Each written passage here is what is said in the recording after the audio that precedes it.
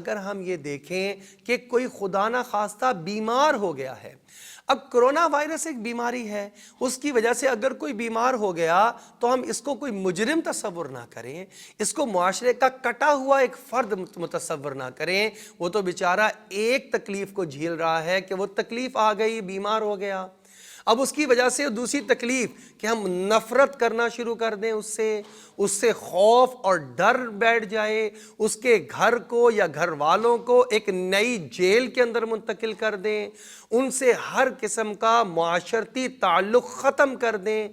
یہ اس سے بڑا ظلم ہو جائے گا۔ لہٰذا ہمیں بیمار کے گھر کی تیمارداری اگر خود جا کر نہیں کر سکتے تو کوئی حرج نہیں، مالی معاونت کر کے